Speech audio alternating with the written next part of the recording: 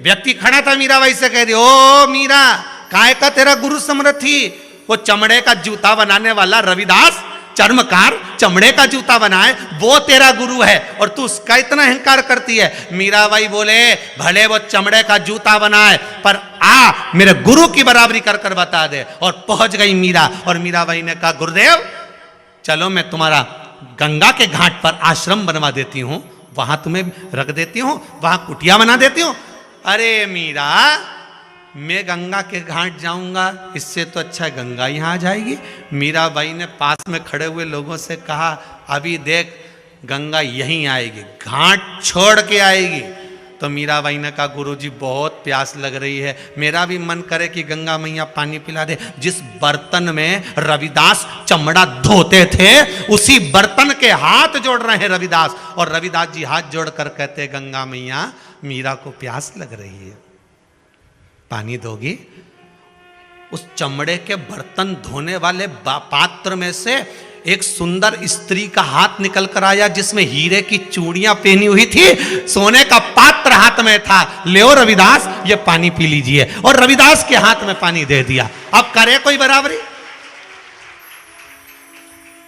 करे कोई बराबरी? भगवान जात नहीं देखता, भगवान बिरादरी नहीं देखता। हम बहुत विद्वान हैं, बैकुंठ ही जाएंगे, कोई गारंटी नहीं दादा, कोई गारंटी नहीं। एक बहुत विद्वान कथाकार, बहुत विद्वान, खूब प्रवचन देते थे, मर गए। बैकुंठ का दरवाजा बंद था, संडे था। अपन तो यही कहेंगे कि संडे था, हो सकता बंद हो, ऑफिस सब बंद रहते रविवार को, हमारे यहाँ भी सीहोर में, तो वहाँ भी बंद होगा। हम तो ये सोचे, अपन तो अपना जैसा सोच के चलो नहीं कथा को, तो बंद था। द्वार पर पहुंचे, महाराज ने जाकर कहा, दरवाजा खोलो। द्वार पर बोले, इतनी लंबी लाइन लगी है, दिख नहीं रही तुमको? दरवाजा सुबह खोलेगा, चलो बाहर निकलो, लाइन में लग जाओ। हम कथाकार हैं, बहुत विद्वान, सारे शास्त्र, सारे पुराण, सारे वेद हमको आते हैं, सब कुछ जानते हैं, दरवाजा खोलो। इतने में जय और विजय बोले, फालतू की बात मत करो, विद्वान हो गए अपने घर के, वहां खड़े हो जाओ चुपचाप, लाइन में जाओ, उधर लाइन में खड़े हो। लाइन में खड़े हो गए। दूसरे दिन दरवाजा खुलेगा, तब अंदर आ जाना, व्यवस्था दे देंगे। दूसरे दिन दरवाजा खुला, जो विद्वान खड़े थे उनके मन में आया, कैसे कैसे लोग लाइन में लगे हुए हैं, बताओ। एक व्यक्ति की पैंट फटी थी, हेड पहना था उल्टा, चाबी का छल्ला यूं घुमा रहा था, और वो पंडित जी को देखकर यूं उंगली हिला रहा था। एक आगे खड़ा था तो सिर खुजा रिया था, एक अपनी मूंछों पे ताव दे रिया था। लाइन से अंदर आते जाओ, दरवाजा खुल गया बैकुंठ का। एक अंदर आया, कौन? हम ये, ठीक है वहाँ चले जाओ। कौन? हम ये, जाओ वहाँ चले जाओ। ऐसे जिसकी पैंट फटी हुई थी, हेड उल्टा था, चश्मा मस्मा लगाया, चाबी घुमा रहा था। तुम कौन? हम बस के ड्राइवर। एक काम करो, वो जो एसी का रूम है, गोल्डन रूम, सोफा वोफा लगा हुआ है, डनलप का गद्दा बिछा हुआ है, बढ़िया, वहाँ पर दासियाँ भी हैं, तुम्हारे चवण धुलाएगी, सोने की थाली में तुम्हारे लिए भोजन आएगा, जाओ वहाँ पर रहिए। इतने बाद अब पंडित जी ने सोचा, ड्राइवर को इतना जोरदार रूम दिया तो अपने को तो बैकुंठ में और अच्छा रूम मिलेगा।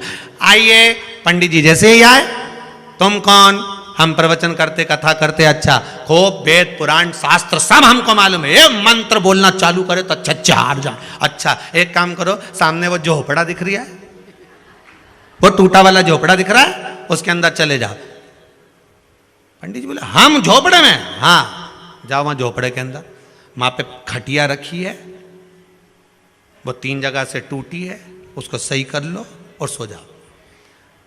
वहीं पे चूल्हा बना हुआ है, चक्की रखी हुई है, गेहूं पीस लेना, आटा बना के रोटी बनाना, खाना खुद। पंडित जी बोले, हमारी कोई इज्जत विज्जत है कि नहीं कि यहाँ रिश्वत मिश्वत चलती है? जय विजय बोले, ये बैकुंठ है, यहाँ रिश्वत मिश्वत नहीं चलती। तो फिर बस के ड्राइवर को इतना अच्छा रूम, गोल्डन रूम, और हमें इतने बड़े शास्त्र पुराण वेद सब जाने, और हमको वो टूटा झोपड़ा। चिल्ला चोट मत करो, ये बैकुंठ है। भगवान विष्णु को बुलाओ, हमें उनसे बात करना है। भगवान विष्णु नहीं आएंगे। तुम अपने रूम में जा रहे हो, चिल्ला चोट करना बंद करो। नहीं, हमें भगवान से पूछना है कि यहां रिश्वत लगती है? बस के ड्राइवर को इतना बढ़िया रूम दिया और हम इतने बड़े विद्वान महाप्रखंड, और हमको ये टूटा झोपड़ा। हमें भगवान को बुलाओ। भगवान विष्णु के कानों में आवाज पहुंच गई। भगवान नारायण आ गए। क्या बात है भगत, क्यों चिल्ला रहे हो? प्रभु, हमको तो लगता है आपके यहाँ रिश्वत चलती है। बस के ड्राइवर को गोल्डन रूम दिया, एसी का रूम दिया, डनलप का गद्दा दिया, सोने की थाली में भोजन दिया, और हम इतना पूजन पाठ करें, इतना शास्त्र वेद सब जाने, और इतना प्रवचन वगैरह सब दें, और उसके बाद हमको टूटा झोपड़ा? भगवान विष्णु बोले, भगत, ये आपके कर्म के अनुसार मिलता है। यहाँ कर्म से ज्यादा किसी के यहाँ रिश्वत नहीं चलती, यहाँ कर्म चलता है। अच्छा, हाँ, तो इस बस के ड्राइवर ने कौन सा कर्म करा था? जब उल्टी हेट लगा रहा है, फटा हुआ जीन्स पहन रहा है, चाबी का छल्ला हिलाकर मुझे अकड़ दिखा रहा है, तो इसने कौन सा पुण्य कर दिया? भगवान बोले, भगत रुक जाओ, टीवी चालू करो। खटका दबाया रिमोट से, भगवान ने जो बस दिखाई, तो बस का ड्राइवर जब बस चला रहा था, इतनी तेज बस चल रही थी, जितने अंदर बैठे थे सारे की सारे राम राम सीताराम, जय हनुमान ज्ञान गुण सागर, जय कपिस तिलोक उजागर, रामदूत अतुल बलवा, अंजनी पुत्र पंच महावीर विक्रम वज्र कुमति। अब भगवान उसको पूरी टीवी में पूरा नाटक दिखा दिए। देख लीजिए महाराज जी। तो इससे क्या होता है? भगवान बोले, बात इतनी सी है, जब जब ये बस चलाता था, इतनी तेज चलाता था, जितने अंदर बैठे रहते थे सब राम नाम जपना चालू कर देते थे। उसका पुण्य इसके खाते में जुड़ गया, उसका पुण्य इसके खाते में जुड़ गया, इसलिए इसको गोल्डन रूम मिल गया। तो हम भी तो इतनी कथा कहते थे। भगवान बोले, टीवी चालू करो, चैनल चेंज करो। इनने चैनल चेंज करा, अब दिखाया। तो महाराज जी जब प्रवचन दे रहे थे तो भाइयों ने ऐसी बैठी बैठी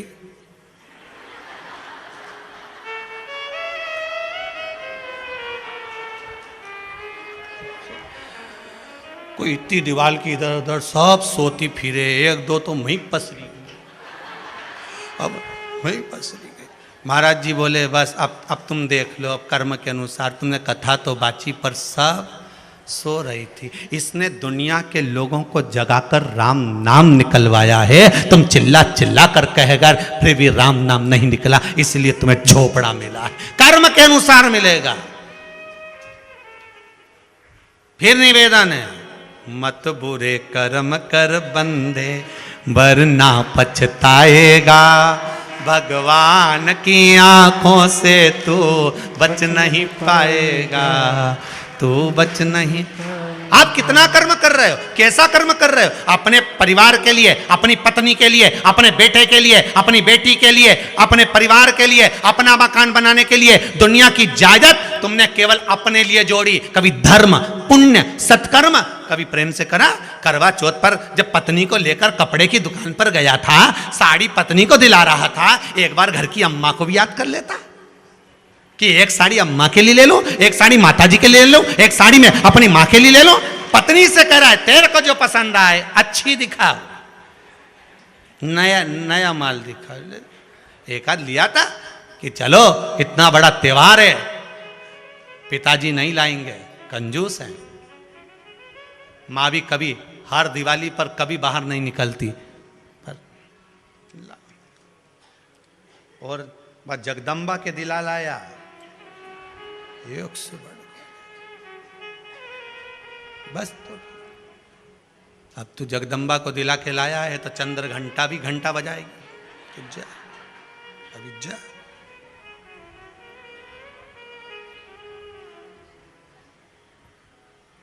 कर्म के अनुसार मिलता है।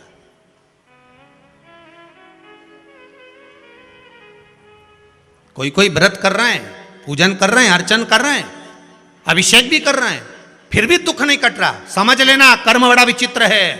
पूर्व में जो करा था इतनी जल्दी नहीं कट रहा होगा। लगे रहो, लगे रहो, कुआं खोदते रहो, शंकर का गुणगान करते रहो, गाते रहो, कभी तो सुनेगा।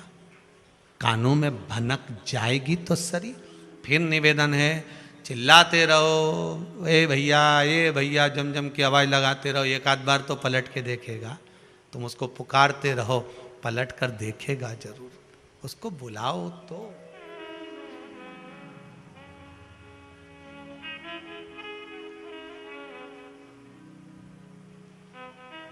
तुमने पुकारा ही नहीं उसको। थोड़ी देर, आदत है लोगों की, कई लोगों की आदत है, थोड़े समय परिवार वालों ने बता दिया ऐसा कर लो, कर लिया, विश्वास हट गया, बस करा, हमारा काम ही नहीं हुआ। जब दवाई मिलती है कितने दिन की मिलती है? डॉक्टर कितने दिन की देता है? या तो 5 दिन की देगा या 7 दिन की देगा। बोलो सही है कि गलत है? तुम तो डॉक्टर से कहते नहीं साहब 1 दिन की दवाई दो और आज ही आराम लगना चाहिए, आज की आज आराम लगे। तो डॉक्टर भी कहे लग तो जाएगा, पर वो साइड इफेक्ट हो सकता है कि कुछ ना कुछ बाद में प्रॉब्लम हो जाए, उसकी गारंटी नहीं है। लग तो जाएगा, 1 दिन में आराम लग जाए तुम्हें, काहे की चिंता करो? चले जाओ किसी तांत्रिक के पास, चले जाओ किसी प्रपंची के पास, चले जाओ जहां ढोंग होता हो, 1 दिन में आराम। रेल में इतने वो बड़े कागज चिपके रहते हैं, हमारा वो महाराज के ये आता, तुमने पढ़ा होगा, बोलो तो सही। पहले अखबार में भी आए इतनी बड़ी क्लिपिंग बन के, तुम देखना अखबार में 2 मिनट में न वो खोया हुआ ये मिल जाए, न खोया हुआ ये मिल जाए, न बसीकरण आए, न ये आए, मतलब 1 दिन में चमत्कार। तो भैया 1 दिन का मिल जाएगा, पर साइड इफेक्ट है। वो साइड इफेक्ट नहीं, तेरे को साइड में ले जाके पूरा धो देगा।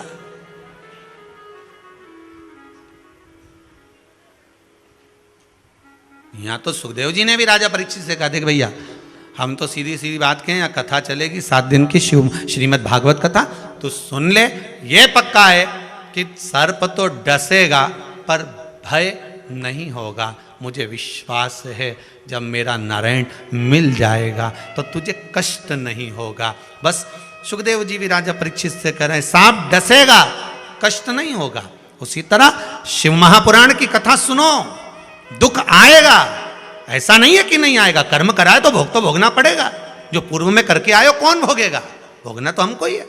तो दुख तो आएगा, पर यह पक्का है कि अगर तू शंकर की भक्ति में डूब गया, शिव स्मरण में डूब गया, तो तेरा वो दुख धीरे धीरे धीरे धीरे धीरे कट जाएगा, धीरे धीरे कट जाएगा। आटे में रोटी बनाते समय थोड़ा नमक डाला जाता है स्वाद के लिए। जीवन में थोड़ा दुख दिया जाता है आपको संभलने के लिए। रोटी में स्वाद आएगा, नमक होगा तब।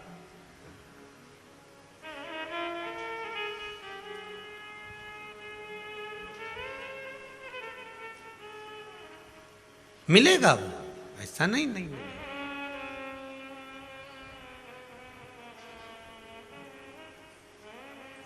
महाराज आपका भरोसा, आपकी दृढ़ता जहां है वहां बाबा सदा विराजमान। एक बात अपने जीवन में हमेशा उतार कर रखिए, जब लगे कि हमारे जीवन में तकलीफ ज्यादा हो,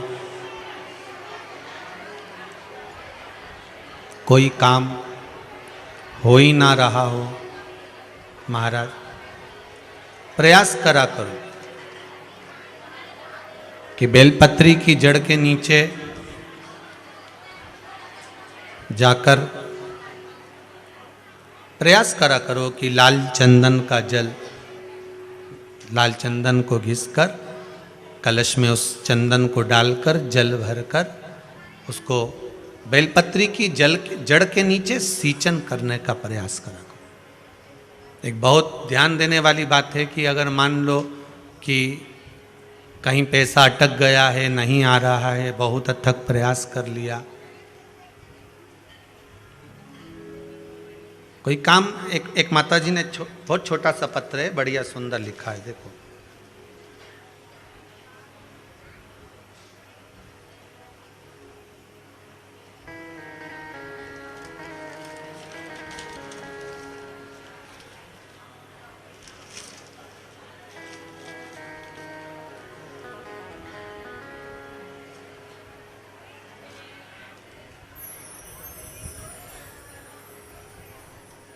कोई देवास से कृतिका जी बारसकर जी हैं, कृतिका बारसकर। गुरुदेव, मेरे मकान का एक लोन का क्रम होना था, बहुत सालों से अटका पड़ा था और वो लोन हो ही नहीं रहा था, हर जगह से हार गए। तब कुबरेश्वर बाबा से विनती, आप ही हो बेटा, हाथ हिलाओ जरा। जब सब जगह से हार गए तब छोटा सा पत्र है बाबू आपका, बहुत सुंदर है, छोटा सा, ठीक है। हार गए तब बाबा से विनती कर कर गए और बाबा ने मेरे ऐसी कृपा कर दी कि मुझे उसके बाद में 3 दिन नहीं लगे और लोन मेरे हाथ में आ गया। ये बाबा की कृपा। आपका एक पत्र किसी बहन ने लिखा है, पत्र बहुत लंबा है, एक पत्र थोड़ा लंबा है पर पत्र अच्छा लिखा। देवास से सुनीता दवे जी हैं, बैठी हैं, देवास से सुनीता दवे। इन्होंने लिखा है, गुरुजी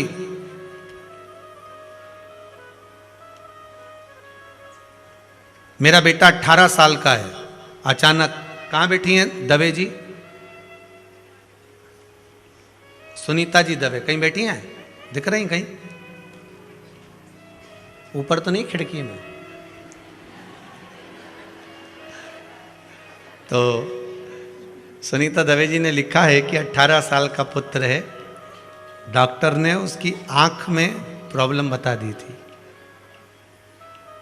ये पत्र है उनका, ठीक है। और डॉक्टर ने ऑपरेशन का बोल दिया था आंख की। ये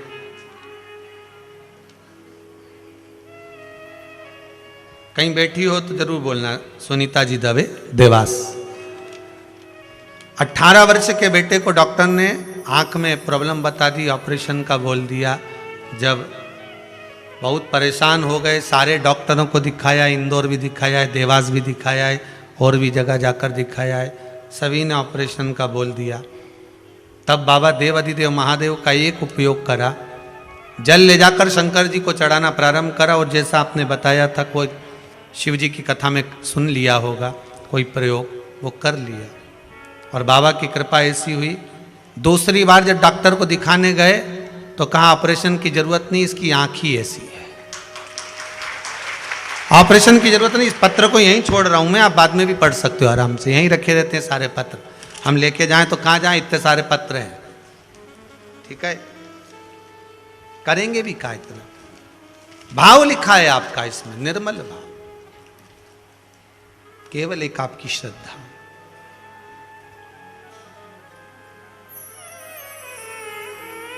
अगर विश्वास है तो परमात्मा हाजिर है, और अगर विश्वास नहीं तो परमात्मा भी नहीं। एक माँ ने बड़ा सुंदर पत्र लिखा है, शायद काला पीपल से बोल रही हैं, काला पीपल मंडी से हैं। गुरुजी 80 साल पैदल चली और बचपन से भोलेनाथ की सेवा में लगी रही, पीछा नहीं छोड़ा मैंने शंकर का। बचा कुचा था तो शिव महापुराण ने एनर्जी दे दी, हॉर्लिक्स है शिव महापुराण, आप ही ने लिखा है।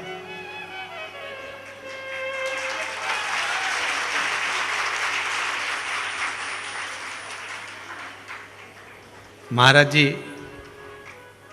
3 बेटे हैं, बड़ी कृपा करी है मेरे महादेव ने। एक बेटे को मास्टर बना दिया भोलेनाथ ने,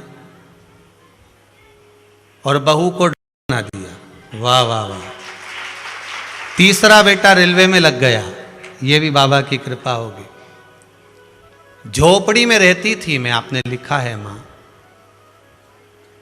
एक जब 80 साल पैदल चली हूं तो गाड़ी की आस मैंने छोड़ दी थी, पर बाबा से मैंने विनती करी थी कि मरने से पहले एक बार गाड़ी में बिठा दियो।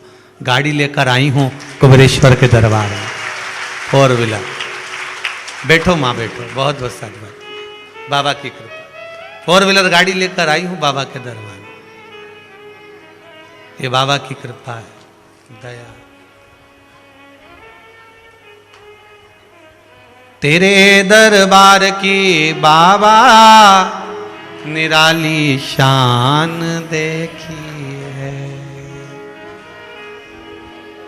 तुझे देते नहीं देखा पर झोली भरी।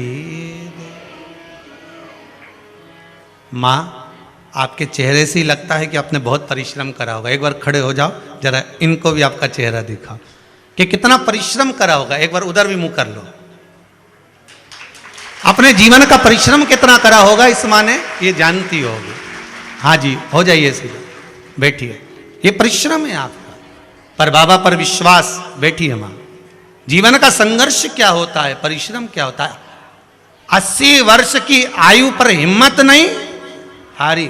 देवाधिदेव महादेव पर भरोसा अगर भारी है, शंकर पर अगर विश्वास है, तो जो कोई नहीं कर सकता वो मेरा महादेव कर सकता है, वो मेरा देव। तेरे दरबार की बाबा निराली शान देखी है, तुझे देते नहीं देखा पर झोली भरी देखी है। बाबा मुख दुनिया मोड़ेगी, बाबा तू मुखड़ा मोड़ी। मेरी लगी परी तीनू, बाबा तू है वे ना तोड़ी। सब मुख मोड़ लें, सारी दुनिया एक और हो जाए, पर बाबा कृपा ये रखना कि तू मुख मत मोड़ना है। माना ये शरीर है तो पापों से तो बहुत भरा होगा, कोई ऐसे ही थोड़ी ना मानव की देह मिल जाती है। महाराज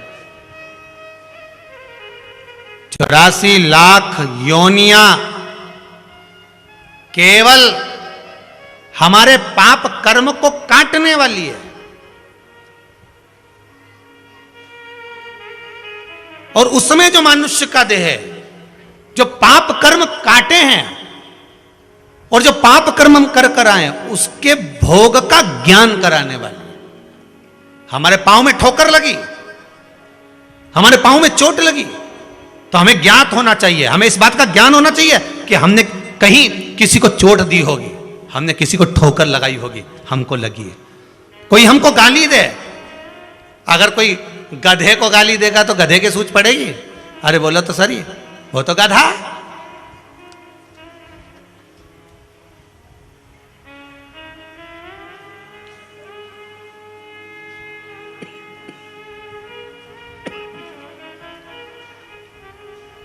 उन्हें क्या समझ में?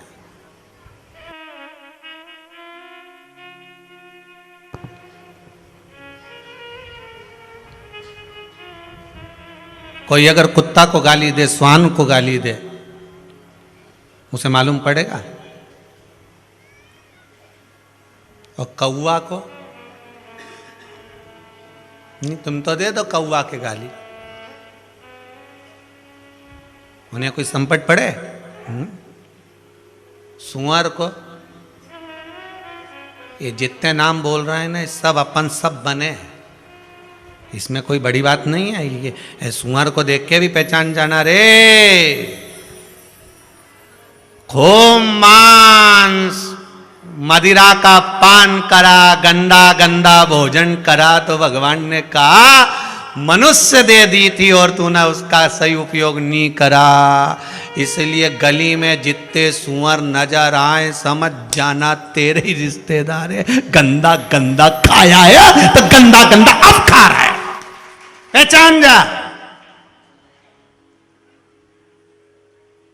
कोई हंस बनकर अगर मोती चुग रहा है तो पहचान जाना तुम्हारे रिश्तेदार है। पहले भी अच्छा खाया है इसलिए आज भी अच्छा खा रहे।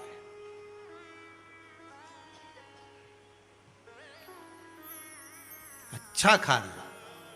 कोई मेंढक रात को टट्टर करता दिखे, तुम्हारे मोहल्ले में बहुत मेंढक जितने आए हो ना, हमारे यहां भी बहुत मेंढक है, आ जाना देख लेना, सीहोर में घना मेंढक मिलेगा। तुम्हारे यहाँ भी कमी थोड़ी ना मेंढक की, जितने लोग कथा सुन रहे हो तुम्हारी कॉलोनी में मोहल्ला में घना मेंढक। तो जितने मेंढक को देखो उतने मेंढक को पहचान जाना कि भगवान ने मनुष्य का शरीर दिया था भगवान का भजन करने के लिए, पर जब जब रिश्तेदारों के यहाँ जाती थी अपना गुणगान गाती थी। मेरा छोरा मेरी छोरी, मैंने ऐसा करा, मैंने दान करा, मैंने पुण्य करा, मैंने ये करा, मैंने वो करा, मेरा घर, मेरी जमीन, मेरी जायदाद। भगवान ने कहा ये बहुत उछले और बहुत टट्टर करे कि मेंढक बना दो, बारिश में उछलेगी भी और टट्टर भी करेगी, जा। तो उसके बना दिया मेंढकी बाई, जा। अब टट्टर करने उछलती रहे, जा। अब वो यहाँ कूदे वहां कूदे, वहां कूदे, वहां कूदे, समझ में नहीं आया ये मेंढक हमारे घर में क्यों घुस जाए। रिश्तेदार इसलिए घुस रहा है। छिपकली के देखो तो पहचान जाओ। जब देखो जब तुम्हारा कमरा में ही रहे, कमरे से बाहर ही नहीं निकले, घर से निकालो दिवाली पे झड़ा झड़ा के निकालो, फिर ही जा। फिर मरकन्नी के पीछे, ट्यूबलाइट के पीछे, बल्ब के पीछे, फोटो के पीछे, जितने फोटो लगे रहे इनके पीछे छुपकली चिपकी रहे, इनके भगाओ। फिर घासलेट डाला, तेल डाला, इन्हें भगा दिया, झाड़ू से जोड़ दिया, फिर आ गई और ये मोटी सुर्रा की सुर्रा वहां चिपकी, वहीं चिपकी दीवार पे, ठीक है भगाओ वापिस आ जाए। पहचान जाना अपने ही रिश्तेदार हैं। खूब किया मोहल्ले वालों ने, चल तीरथ करिया, चल कुबेरेश्वर चल, घर नहीं छूटे, सफाई करूंगी, दिवाली का टाइम है थोड़ा सा काम करूंगी, घर नहीं छूटा। इसलिए भगवान ने कहा मरे तो छिपकली बना के घर में चिपका दो जाके। मैं चिपकी घर के अंदर, हटे ही नहीं। लोग झाड़ू से झुड़ाए तो नहीं हटेला, जुड़ा ले। पहचान जाओ हमारी छुपकली बाई, अच्छा अब इनके पहचानो, ये जितना है नहीं, जू पड़ गए।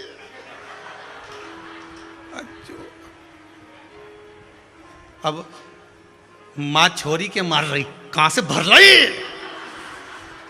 बैठी था सामने और बैठ गई, पीछे मां बैठी, वो की जू इधर भी खुजा, इधर भी खुजा ले, इधर से निकाल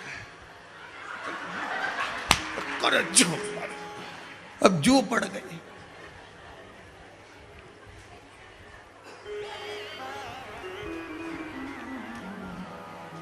खूब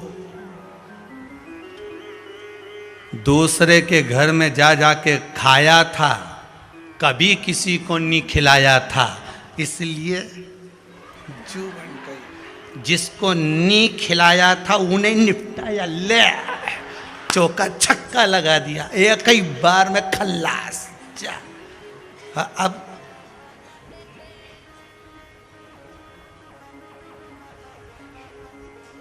मुस्कुराओ मती, अपन सब भी बन चुके, मुस्कुराने की कौन बात। इसलिए निवेदन है मत बुरे कर्म कर बंदे वरना पछताएगा। भगवान की आंखों से तू बच नहीं पाएगा, तू बच नहीं पाएगा। अरे ओ अज्ञानी मत करना करो, अरे ओ मत करना, तेरे कर्म का फल तो आप ही पाएगा, तेरे कर्म का फल ही तो आप ही पाएगा। ये कर्म का भोग है जो हमको भोगना, दूसरा नहीं। कोई गाली दे तो हमें सूझे ना, कोई अपशब्द कहे तो हमें सूझे ना। मनुष्य की देह मिली काहे के लिए है? केवल भगवान का भजन करने के लिए और कर्म का भोग भोगने के लिए। भजन करो, भोग भोगो, पूर्व में करा है, आज भोगेंगे। तो मनुष्य की देह में ही ज्ञात होता है कि हमने कुछ करा होगा, इसलिए हमको दुख मिल रहा। हमने करा होगा तो हमको तकलीफ मिल रही।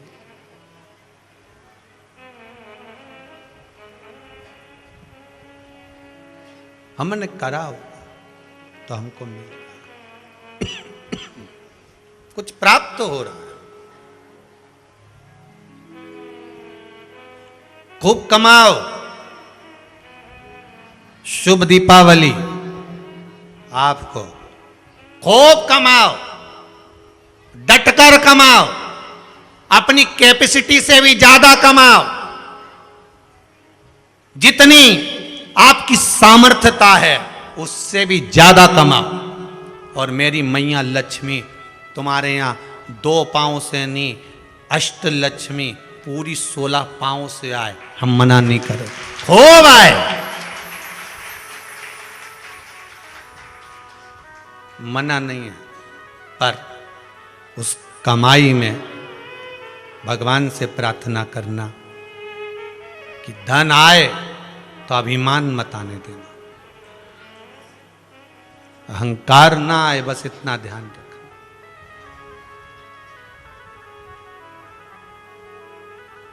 लाल चंदन का जो जल होता है, ये व्यक्ति के जीवन में जो धन कहीं रुक गया, अटक गया, नहीं दे रहा, बेलपत्री के वृक्ष के नीचे, जड़ के नीचे सींचन करने से वो प्राप्त होता है।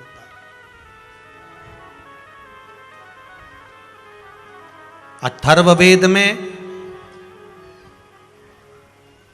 छंदो ज्ञान उपनिषद में, दोनों में, अथर्ववेद में भी वर्णन है और महाराज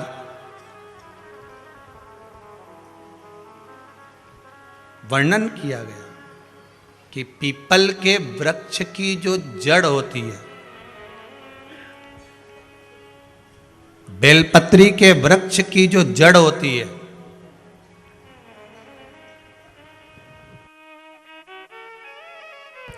और आंवले के वृक्ष की जो जड़ होती है, इसके नीचे स्वर्ग का निवास होता है। किसका निवास है? स्वर्ग का निवास।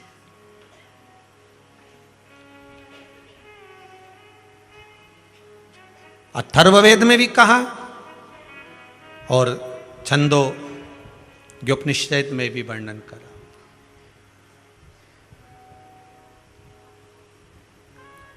एक पीपल, एक बेलपत्र, एक आंवला, इनके जो जड़ है, वो जड़ के नीचे स्वर्ग का निवास। ये जहां लगे,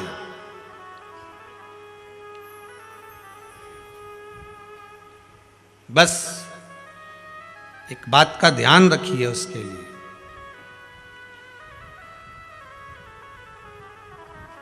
कि जहां पर ये वृक्ष होता है और उस वृक्ष के नीचे बैठकर हम जब किस जल का सींचन कर रहे हैं, जैसे अभी आपको कहा था कि जल में अगर लाल चंदन मिला हो और आप बेलपत्री के जड़ में सींचन कर रहे हैं तो लक्ष्मी की आवक बढ़ेगी। कहीं पैसा अपना अटक गया, नहीं आ रहा, आएगा।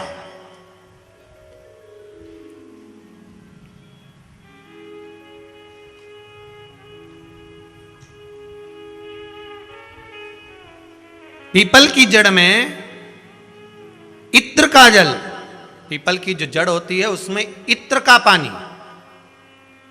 थोड़ा सा जल, उसमें थोड़ा सा इत्र का भाग हो महाराज, और आप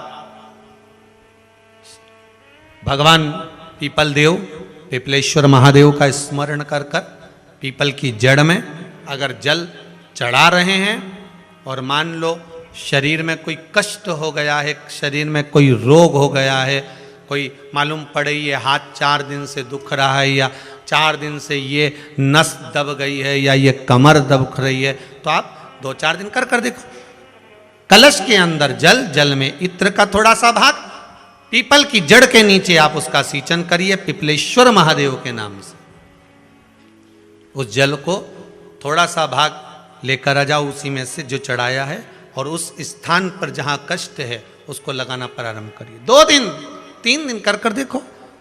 प्रैक्टिकल करने में क्या जाता है? सीवर वाला महाराज झूठ बोल रहा हो तो प्रैक्टिकल करने में क्या जाए, अपना करते रहो। जिन जिन ने प्रैक्टिकल करे उनका रिजल्ट यहां सामने है, जिन जिन ने करे।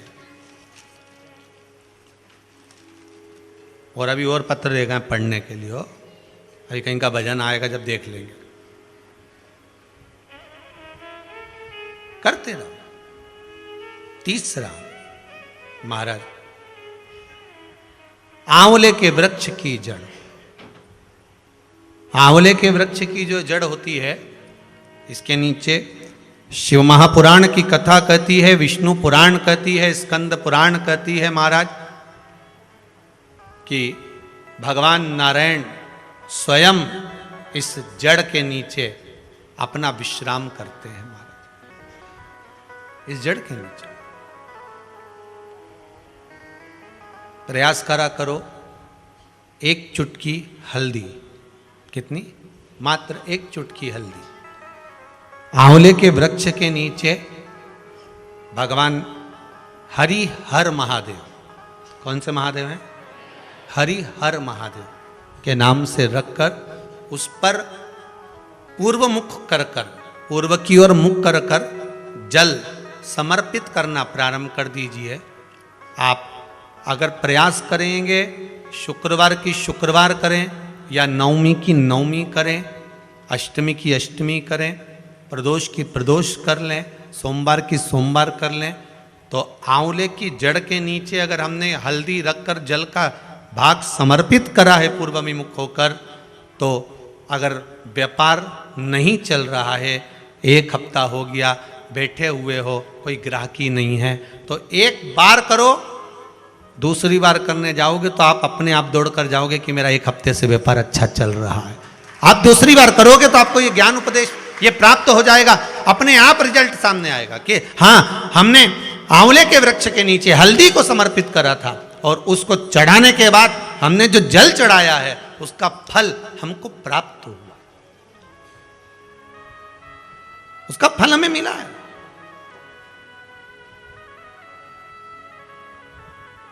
उसका फल हमें मिलेगा। कोई भी क्रम करे, हम फिर कहेंगे, फिर निवेदन करेंगे, कुआं खोदो, एक जगह खोदो, पानी निकलेगा। कभी यहां भटक गए, कभी वहां भटक गए, थोड़े दिन यहां आ गए, थोड़े दिन कहीं दूसरी जगह चले गए, फिर तीसरी जगह चले गए, चौथी जगह चले गए, भटक रहे हैं। अब बाबा से विनती करना, अब नहीं भटकूंगी चाहे कुछ भी हो जाए। बहुत भटक ली, सारी दुनिया में जाकर घूमी आई, सबसे निवेदन कर कर आ गई, अब मेरे बस की नहीं बची, अब तो तेरा दरबार है और तेरा भजन है, इसके सिवाय कुछ नहीं करूं। श्री शिवाय नमस्तुभ्यं, श्री शिवाय नमस्तुभ्यं, श्री शिवाय नमस्तुभ्यं, श्री शिवाय नमस्तुभ्यं, इसके सिवाय कुछ नहीं करो।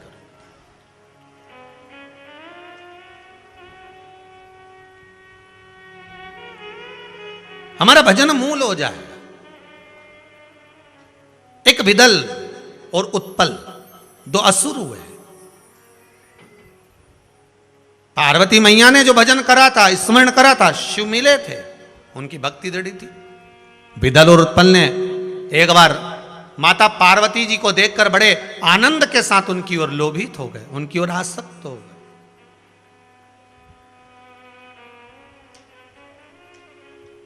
जो जो राक्षस, जो जो असुर भगवान की ओर लोभित हुआ, भगवान ने उसका कल्याण कर दिया। दुनिया के लोग संसार को देखकर लोभित होते हैं, ये कितनी सुंदर है, वो कितना सुंदर है, वो ऐसा है, वो वैसा है। हम काया देख रहे हैं, केवल शरीर देखा।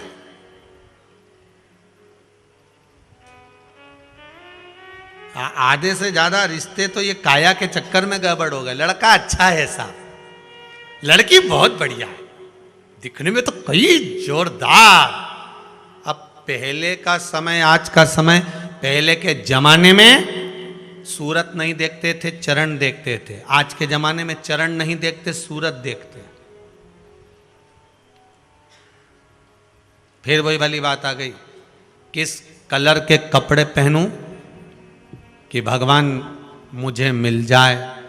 शिव महापुराण की कथा कहती है, कपड़ा बदलने से परमात्मा नहीं मिलता, कलेजा बदलने से भगवान तुम्हारे सामने आकर खड़ा हो जाता है।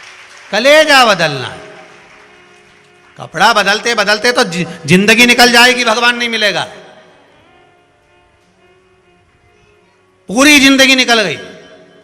क्या हुआ कपड़ा बदलने से? वो रावण ने बदला था, क्या हुआ?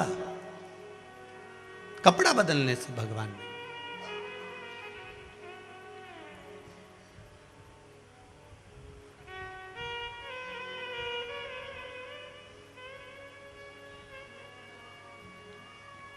महाराज,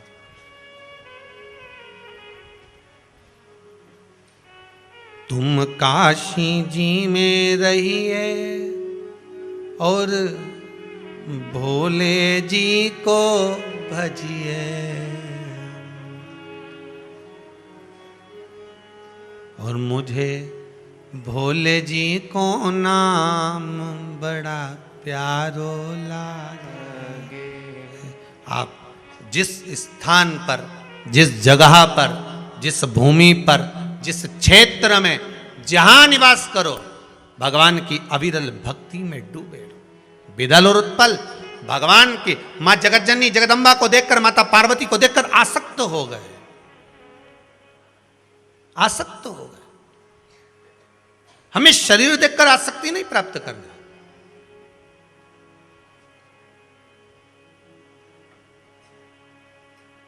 महाराज, बड़ी ये सब काया जो है ना, ये तो परमात्मा की दी हुई है। कपड़ा पहनाना उसका काम है, कितनी जोरदार जोरदार कपड़ा पहना के भेजा है, ये उसके हाथ में। अब ये कपड़े की दुकान वाला जानता है कि कौन सा कपड़ा पानी में डालते से ही छोटा पड़ जाए। बोले सही है कि गलत है? मां से नाप के लाई थी तो 3 हाथ का ही था, पर पानी में डाला छोटा पड़ गया। ये कपड़ा ही ऐसा है। भगवान भी कहता है ये कपड़ा, सत्संग में जाके मालूम पड़ता है कि कपड़ा कैसा है। नहीं तो कई कई का कपड़ा तो बस पानी में डाला सुकड़ी गया, कहीं कहीं का कपड़ा तो पानी में डालते से कलर छूट जाए। ऐसा संसार में भगवान पैदा करा मनुष्य को। ये नर की जो कपड़ा पहनाया है, मनुष्य की जो देह है, ये कपड़ा इस आत्मा पर पहनाया है। और भगवान देखता है, इस सत्संग रूपी जल में डुबो कर देखता है कि कपड़ा छोटा पड़ रहा है कि कलर निकल रहा है। छोटा पड़ना और कलर निकलना ये 2 अलग अलग बात है। कपड़ा छोटा पड़े मतलब समझ लो कथा में बैठते से नींद आ जाए, मतलब कपड़ा छोटा पड़ गया। और कलर निकल गया मतलब कथा में बैठने के बाद भी ये जीवड़ा नहीं लगे, मन नहीं लगे, तो समझ लो कपड़े का कलर निकल रहा है, मन नहीं लग रहा। सब तो बैठे रे।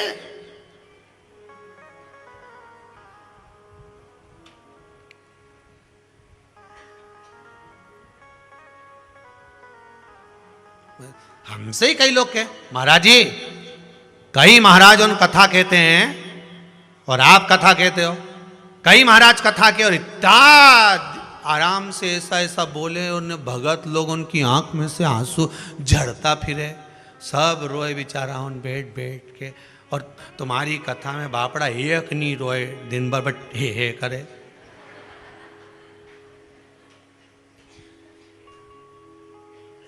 और तुम भी व्यासपीठ पे बैठ के बस हंसता रहो, ने ठिठोली करता रहो। तुम्हारी भी आंख मांख में आंसू नहीं आए और बाकी का महाराजन तो कथा के नहीं पापड़ा सब झड़ता फिरे। 25 बार मुंडा साफ कर ले, 2-4 बार तो सफेद ले। अब तुम तो तुम्हारी संपटनी पड़ेगी, तुम सब ठिठोली सब हंसे और तुम भी हंसो। अरे भैया पूरे ब्रज में घूम लेना, पूरे ब्रज में घूम लेना और एक बार ब्रज में घूमने के बाद में नंदगांव जाना, गोकुल जाना। कौन कौन गया है जरा हाथ उठा, जितने लोग उठाएं सब उठाओ जो नंदगांव गोकुल गए। मां क्या करते हैं, घुटने घुटने चलो, जम के हंसो। अब उस समय पे तुम्हें हंसी आती है पर नहीं, पर तुम्हें हंसना पड़ता। बोलो सही है कि गलत है? क्यों हंसाते हैं नंदगांव में, क्यों हंसाते हैं गोकुल में, क्यों हंसाते हैं ठाकुर जी के सामने? क्योंकि वो ब्रजवासियों को मालूम है पूरी जिंदगी रोने के लिए पड़ी है, मुस्कुराने के लिए तो भगवान का दरवाजा होता है। मुस्कुरा लो। अब लोग कहें कि तुम भी कथा में रुलाओ, तो इतनी कथा पड़ी, रो। यहां तो मुस्कुराओ, हंसो, जितना मुस्कुरा सकते हो। भगवान राम भी जन्म लिए थे तो माता कौशल्या जी ने राम जी को रुलाया था। माता पुनि बोली सोमती डोली तजऊ तात यह रूपा की जय शिशु लीला अति प्रिय शीला यह सुख परम अनुपा। फिर आगे क्या आया, सुनी वचन सुजाना रोदन होई बालक सुर। कौशल्या मैया राम जी से करी रो, और राम जी बोले मैया हम काय को रोए, हम तो दुनिया को रुलाए, तू हमें रुला रही। कौशल्या मैया बोली राम जी जो मृत्यु लोक में जन्म लेता है उसको रोना पड़ता है, इसलिए रोना तो पड़ेगा। राम जी बोले मैया तू हमें रुला रही, रो। उस दिन का नियम है, आज तक जिस माता के गर्भ से बच्चा जन्म लेता है उसको डॉक्टर सिस्टर चिमटा खोड़ के रुलाते, रो। आज से रोएगा तो मरेगा तब तक रोएगा। मुस्कुराने के लिए तो शिव महापुराण के 7 दिन, बाकी कर रोता है। डॉक्टर सिस्टर भी रुलाए। अरे बोलो तो जीजी हो,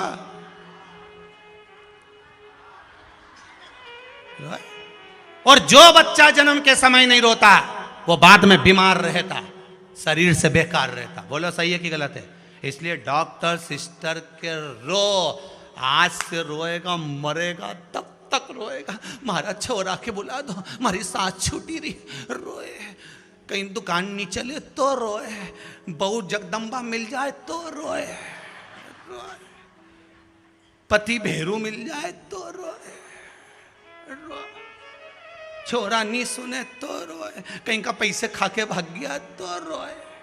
पूरी जिंदगी रो रो के निकल गई, केवल शिव महापुराण के 7 दिन ही तो मिले। मुस्कुरा लो, स्माइल प्लीज, मुस्कुरा। फोटो वाला भी कहता है कैमरा लेके एक आंख बंद करके ऐसा लाइए जरा, दिए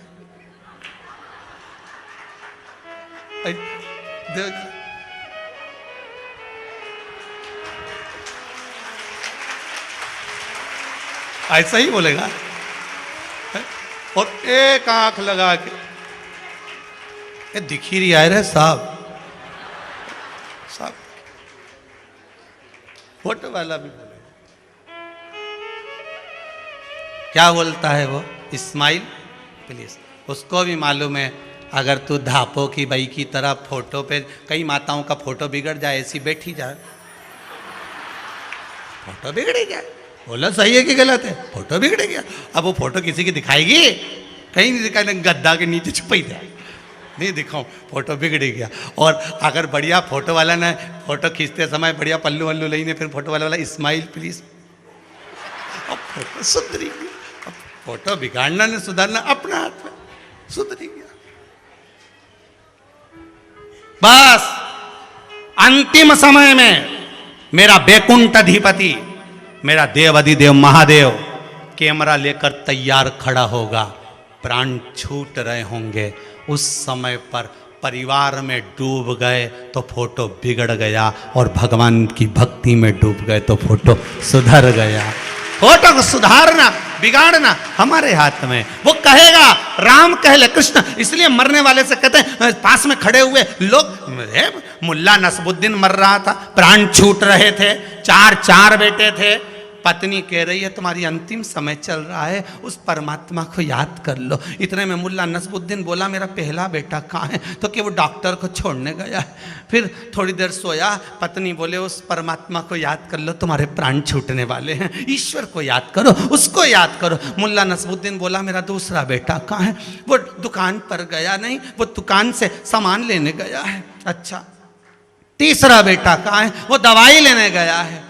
चौथा बेटा कहाँ है, वो तुम्हारे पाँव दबा रहा है। मुल्ला नसबुद्दीन मरते मरते बोला चारों यहीं मर रहे हैं तो दुकान पे कौन बैठा है, मरने जा रहा, प्राण छूट रहा है और याद दुकान की आ रही। अब बताओ इसको राम मिलेगा? इसको कहां राम, कहां कृष्ण, कहां बैकुंठ? मरने जा रहा है, भगवान याद ही नहीं आ रहा। पत्नी कह रही उसको याद कर लो, पर नहीं निकले। कई सोच के बैठी रहे, मैं अंतिम समय में राम कहूंगी, कृष्ण कहूंगी, शिव कहूंगी, नी के पाई। कोरोना महामारी में निपट के चली गई। एक के मुंह से राम नहीं निकला, शंकर नहीं निकला, कृष्ण नहीं निकला। इन्हें तो मालूम ही नहीं पड़ा, खूब शहर में घूम रहे थे बिना मास्क के, और कहते थे हमें कुछ नहीं, हमारा तो वो कौन सा पावर होता है बड़ा हुआ है?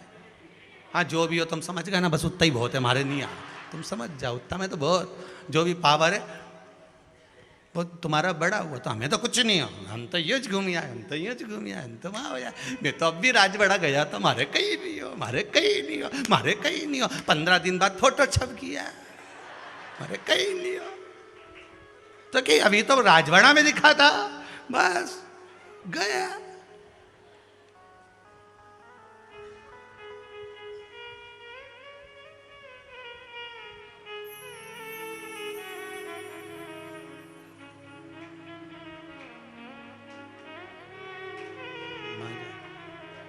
बस भाव हो, समझाना बड़ा मुश्किल है, आखिर वो दर्दे दिल है।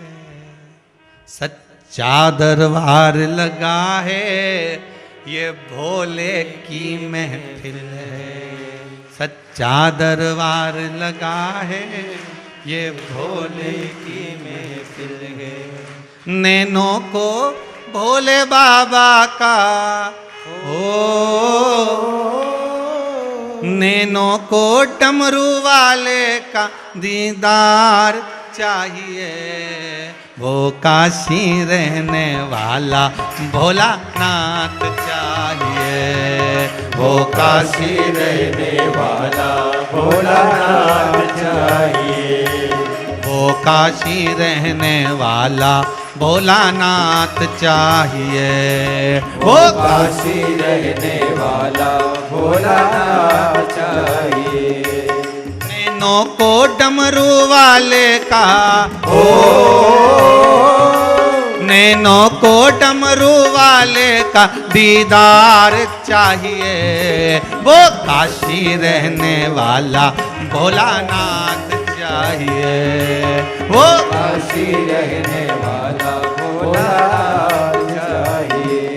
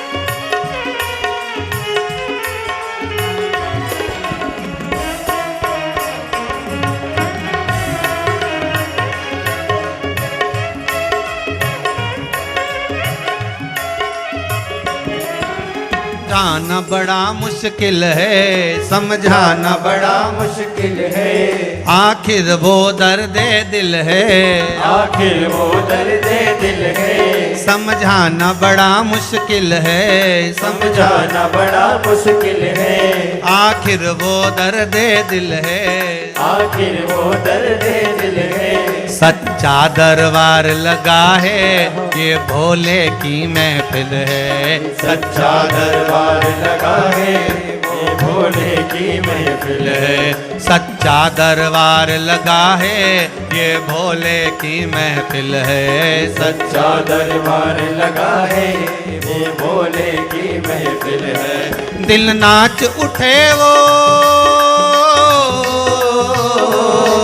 दिल नाच उठे वो, काशी का दरबार चाहिए, वो काशी रहने वाला भोलानाथ चाहिए, वो काशी रहने वाला भोलानाथ चाहिए।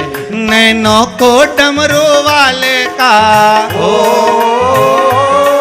नैनों को डमरू वाले का दीदार चाहिए, वो काशी रहने वाला भोलानाथ चाहिए, वो काशी रहने वाला भोलानाथ चाहिए, वो काशी रहने वाला भोलानाथ चाहिए, वो काशी रहने वाला भोलानाथ चाहिए, वो काशी रहने वाला भोलानाथ चाहिए, वो काशी रहने वाला भोलानाथ हर हर महादेव।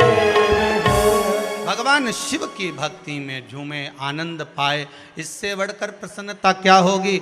महाराज शिव महापुराण की कथा कहती है, चेहरे पर स्माइल अर्थात राम होना चाहिए, कृष्ण होना चाहिए, शिव होना चाहिए। तुम्हारे मुख पर अगर राम कृष्ण शंकर है तो दुनिया में कहीं भटकने वाले नहीं हो। उस परमात्मा की भक्ति में बस केवल लगे रहो, परमात्मा की भक्ति में लगे रहो, अविरल भक्ति है परमात्मा। देखो ज्यादा तो पढ़ नहीं पाए हैं, 3 पत्र पढ़े हैं अभी हाल। इसमें लिखा है विकास नगर लखनऊ से कोई नीलम जी मिश्रा हैं।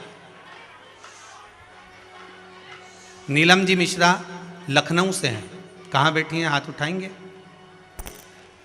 नीलम जी मिश्रा विकास नगर लखनऊ से आई हैं। कहीं बैठी हो तो हाथ हिला देना, पहचान जाएंगे। इन्होंने लिखा, गुरुजी के चरण वंदन।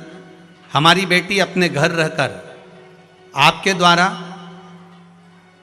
शिवरात्रि के शिवलिंग का अभिषेक कराया था।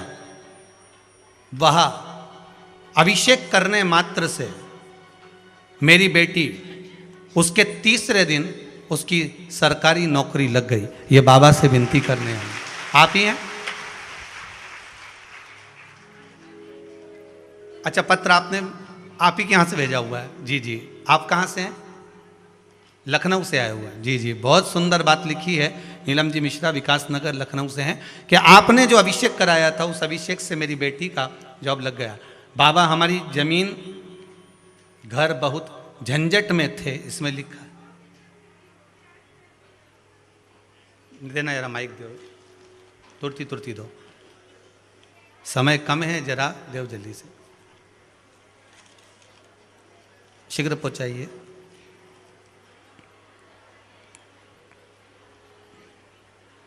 श्री शिवाय नमस्तुभ्यम। प्रणाम गुरुजी। नीलम मिश्रा आप ही का नाम है? जी मेरी बहन है। आपकी बहन का नाम जी, है? उसने पत्र भेजा मेरे हाथ से। उसने जी वही शिवरात्रि में अपने माइक पास में लो, माइक पास। उसने अपने बेटे से पूजन कराया था शिवरात्रि का। जी। तो उसके उसी दिन 3 ऑफर आए थे। वाह वाह, बहुत बढ़िया, बाबा की कृपा है। इसमें लिखा है, बाबा हमारी बहुत सारी जमीन घर की बहुत झंझट थी, बहुत सब लोगों ने हथियार लिए थे, लेकिन उसका सब कुछ ठीक हो सब ठीक हो गया। खुश है बहन आपकी? बैठ जाइए, बाबा की कृपा बनी गया। रहे। और जी हम भी अपनी समस्या से बहुत परेशान थे गुरुजी। अपने बेटे को लेकर वो आ ही नहीं सकता, ऐसी कृपा हुई। हमने 3 दिन चंदन का जल चढ़ाया, 3 सोमवार, और 4थे सोमवार से पहले बाबा ने हम लोगों को यहाँ पे बुलाया। वाह वाह, बहुत बढ़िया, बाबा की कृपा है। बेरा जी, एक पत्र लिखा है, कहाँ से हैं? उसमें पत्र में शायद नाम नहीं है। बाबा भोलेनाथ की कृपा से हमने बेलपत्री का उपाय किया था, जिससे हमें यूनिवर्सिटी में प्रथम रैंक हमें प्राप्त हुआ है, जिसकी हमें आशा ही नहीं थी। इसमें एक नाम तो नहीं लिखा है, पर जिसने भी लिखा होगा पत्र भाव से लिखा है, जिसने भी लिखा है। यूनिवर्सिटी में कहाँ है? अच्छा ऊपर हो क्या भैया? जरा देख लेना खिड़की में हो। अब वहाँ तो टेबल में नहीं लगी तो हम माइक पहुँचा देते, परंतु ठीक है, बाबा ने कृपा करी आप पर, बस बाबा की कृपा बनी रहे। बहुत बहुत साधुवाद आपके पत्रों का। भगवान शंकर औघड़दानी, त्रिकालदर्शी, कैलाशी शिव, बिदल और उत्पल, इन दोनों ने मां जगतजननी का स्वरूप देखकर उनकी ओर आसक्त होकर उनको पाने का प्रयास करा। माता ने कुंदुक का प्रहार करा, वो कुंदुक से उनका संहार हुआ। कुंदुक भगवान शंकर के चरणों में जाकर गिरा। शिव जी का नाम कुंदकेश्वर हो गया। क्या नाम पड़ गया? कुंदकेश्वर। ध्यान दीजिएगा, जीवन में अगर कहीं अशांति का अनुभव होता है, मन को शांति नहीं रहती, बार बार ऐसा लगता है कि रोना आ रहा है, कुछ घर में अच्छा नहीं लग रहा, कहीं आंख फटक रही है, कहीं कोई पड़क रहा है, तो कभी ऐसा लगे एक सफेद फूल पुष्प कुंदकेश्वर महादेव के नाम से अपने घर में से लेकर घुमाकर शिव जी को समर्पित कर कर आ जाओ। वापिस आओगे ना तो रुआसा सा मन होगा, ना मन में अशांति होगी। इतना पावर बाबा दे देंगे कुंदकेश्वर महादेव कि आपको खुद अनुभव हो जाएगा। केवल एक पुष्प श्वेत कुंदकेश्वर महादेव। कुंदकेश्वर महादेव कोई साधारण नहीं है। जिस समय माता पार्वती ने बिदल और उत्पल का संहार करा था, तो कुंदुक भगवान के चरणों में जाकर लगा। उस कुंदुक के लगने से भगवान शंकर का नाम कुंदकेश्वर हो गया। भगवान शिव औघड़दानी, त्रिकालदर्शी, कैलाशी, अविनाशी, भगवान शिव के अन्य अवतारों का वर्णन है। फिर आगे जो चरित्र कहा गया है, भगवान के 12 ज्योतिर्लिंग का स्मरण कराया गया। महाराज एक बात ध्यान रखिएगा, शिव महापुराण कार्तिक महत्तम कथा तो आज विराम हो जाएगी, पर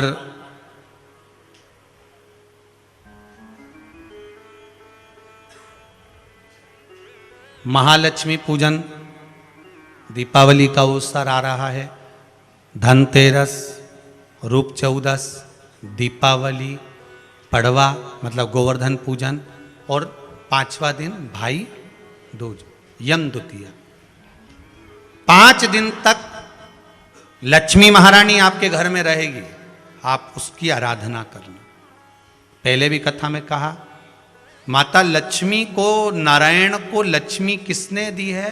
भगवान शिव ने। लक्ष्मी जी तो भगवान शंकर के पास आ रही थी, क्योंकि माता ख्याति इनको दे रही थी, पर माता ख्याति से शंकर भगवान ने कहा कि भगवान विष्णु को लक्ष्मी जी दीजिए। जो लक्ष्मी भगवान विष्णु को प्राप्त हो सकती है, क्या लक्ष्मी हमारे घर में नहीं आ सकती? 5 दिवस तक आप माता लक्ष्मी की आराधना करिए, उसको अपने घर में बुलाने का प्रयास करो। श्री शिवाय नमस्तुभ्यम। 5 दिन तक आप भी शंकर का अनुमोदन करो, श्री शिवाय नमस्तुभ्यम बोलो, लक्ष्मी की आराधना करो, घर में काम करते रहो, पपड़िया बनाओ, गुजिया बनाओ, जो बनाना है बनाओ, पर उस शंकर का अनुमोदन कर कर बनाओ, और लक्ष्मी जी का अनुमोदन करते रहो, स्मरण करते रहो, जिससे मां हमारे घर में विराजमान। धनतेरस शायद 2 तारीख की होगी, 2 तारीख से, तो आप लोगों से निवेदन रहेगा, सब दीपावली का पर्व बड़े धूमधाम से मनाना। दीपावली के पूजन का ज़्यादा बड़ा रूप में तो हम विस्तार वर्णन नहीं करेंगे, पर 1 घंटा पूरे 5 दिन आपसे मिलने दिवाली पर रोज आएंगे आस्था चैनल पर। आस्था चैनल पर धनतेरस भी आपके साथ मनाएंगे, रूप चौदस भी आपके साथ मनाएंगे, दीपावली भी आपके साथ मनाएंगे, गिरिराज पूजन भी आपके साथ मनाएंगे, और भाई दूज भी आपके साथ मनाएंगे। दोपहर में 1 बजे से 2 बजे तक धनतेरस पे कैसे पूजन करना है हम बड़े रूप में नहीं कर सकते, छोटे रूप में कोई धनपति होता है वो बड़े रूप में कर सकता है, कोई साधारण सा है उसके लिए। जैसा शास्त्र के अनुसार पूजन है उसके अनुसार अपन करेंगे। 1 बजे से 2 बजे तक आप केवल सुनना। पूजन का समय तो शाम का रहता है, प्रेम से करना, भाव भक्ति से प्रतिदिन 5 दिन 1 बजे से 2 बजे तक अपने को केवल साथ बैठकर धनतेरस का स्मरण करना है, रूप चौदस का स्मरण करना है, दीपावली पर्व का स्मरण करना है और पूजन 5 दिन का अपन को भगवान महालक्ष्मी लक्ष्मी मैया का स्मरण करना। भाव भक्ति से करो। खूब दीपावली पर ब्राह्मण देवता को बुलाओ, घर में खूब प्रेम से पूजन कराओ, किसी को मना नहीं, खूब भाव से करो, आनंद में करो। जैसा आपका मन हो, जैसा आपका भाव हो, उस अनुसार करिए, भक्ति के साथ करो।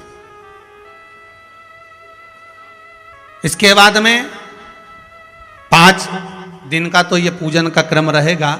7 तारीख से आगामी जो 5 दिन की कथा है, अन्नकूट, गोवर्धन पूजन, शिव महापुराण की कथा रहेगी। ये अभी थी कार्तिक महात्म, वो रहेगी अन्नकूट, गोवर्धन पूजन, शिव महापुराण। कितने दिन की रहेगी?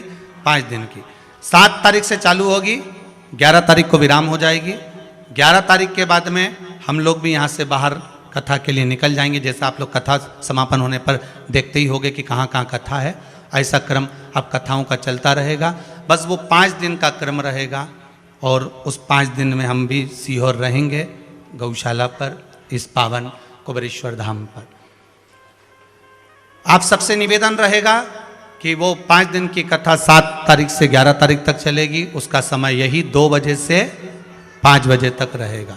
उसमें आप गिरिराज बाबा का चरित्र, अन्नकूट का महत्व और शिव महापुराण की लीला का स्मरण करते हुए 5 दिन की कथा पर उसको श्रवण करेंगे। फिर कथा आस्था चैनल की जगह 7 तारीख वाली कथा अरिहंत चैनल पर आएगी। आस्था का ही एक ग्रुप है अरिहंत चैनल, उसके अंतर्गत चलेगी। यूट्यूब फेसबुक पर भी चलेगी, जिसके यहाँ नहीं आता हो वो यूट्यूब फेसबुक पर श्रवण कर सकते हैं। भाव भक्ति से, आनंद से। और रात्रि को वही कथा जो हरियंत चैनल पर आएगी वो आस्था पर रात्रि को 10 बजे से आएगी। अगर आस्था पर सुनना हो तो रात को 10 बजे भी सुन सकते हैं, अगर आपके यहाँ हरियंत नहीं आता हो तो। भाव भक्ति से, आनंद से शिव महापुराण की कथा का रसस्वादन करते रहो। 12 ज्योतिर्लिंग की कथा का स्मरण कराया गया है। भाव भक्ति से प्रथम ज्योतिर्लिंग सोमनाथ जी का वर्णन आया। महाराज चंद्रमा को ससुर द्वारा श्राप लग गया था, काया का रोग हो गया था। उस काया के रोग को मिटाने के लिए चंद्रदेव ने देवऋषि नारद से कहकर भगवान शिव की आराधना करी, जिससे काया का रोग समाप्त हुआ। अगला वर्णन आया है, भगवान शिव का नाम यहाँ सोमनाथ हो गया, सोमेश्वर हो गया। अगला वर्णन श्री मल्लिकार्जुन का वर्णन आया। महाराज भगवान देवादिदेव महादेव से रुष्ट होकर श्री कार्तिकेय बाबा श्रीशैलम पर्वत पर जाकर विराजमान हो गए थे, जिनको मनाने के लिए भगवान शंकर और माता पार्वती भगवान को मनाने के लिए पहुंचे थे। भगवान शिव पार्वती वह आज भी विराजमान है, मल्लिकार्जुन के रूप में विराजित। अगला वर्णन है महाकाल। दूषण नाम के राक्षस ने संहार करने के लिए ब्राह्मणों के बच्चों को निचोड़ निचोड़ कर रक्त पिया। भगवान उसका काल बनकर प्रकट, भगवान काल बनकर प्रकट होते हैं। शिव जी का नाम महाकाल पड़ गया। शायद 17 जनवरी से उज्जैन में कथा रहेगी, है 17 जनवरी ही है ना? कितनी है? 17 जनवरी से उज्जैन में कथा रहेगी महाकाल बाबा की नगरी में। आप आमंत्रित हैं। कौन सा अखाड़ा है? खाकी अखाड़ा में। खाकी अखाड़ा उज्जैन में 17 जनवरी से कथा रहेगी, वो भी आस्था चैनल पर आएगी, आप प्रेम से श्रवण कर सकते हैं। इंदौर में 30 नवंबर से कथा रहेगी, माँ कनकेश्वरी मंदिर पावन प्रांगण जिसमें गरबा होता है, मेंदोला परिवार की ओर से वो कथा रहेगी, आप भी उसका आनंद लेंगे।